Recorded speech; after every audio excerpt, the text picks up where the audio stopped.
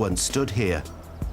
And you can see, you know, what an excellent hill fort it would have made. Flat top, really steep sides, and just look at where you can see. You can see for miles. And then, of course, once they got to here, then they'd have to encounter these steep sides, and over here, as a second form of defence, are the ditch and ramparts. So they'd obviously have to get past those as well.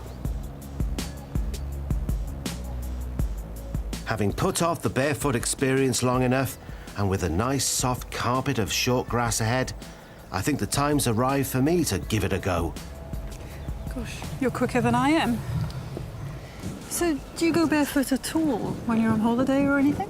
When I'm on holiday, yes, walking on the beach, and sometimes at home, but more often than not, if I'm in the house, I wear slippers. You strike me as a slipper and pipe man. So this is a new sensation then? It is, yes, and it feels quite nice, actually. You can actually feel the temperature of the ground changing as I'm walking along the grass.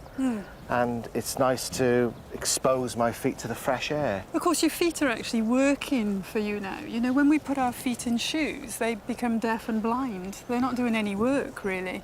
So you've got another sort of sensory organ in play now. And this is much more natural, as it would have been when we were living in caves, I suppose. Absolutely. So give it a go, do it a few times, and then you can gradually move on to a more tougher terrain. So you only do it when it's safe to do so, and for as long as you feel comfortable. Two bare feet. Two bare feet. You don't need no food. OK, so it's that way to Pencerrig Cowch, but we're going this way to the Darren, right to the edge of the escarpment. And actually, Darren is Welsh for escarpment. Well, I didn't know that. Stick with me, kid, you'll learn a lot.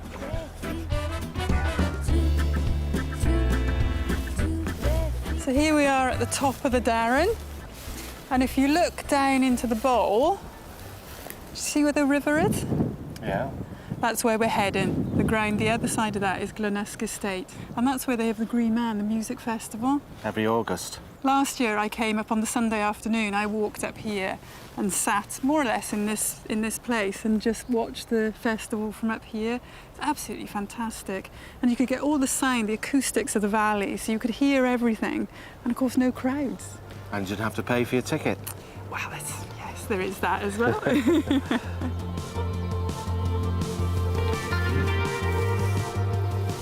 can see so far to the west, can't we, today? Right across to the Carmarthen Vans, Pen y Fan and Corndee standing out as well. Like an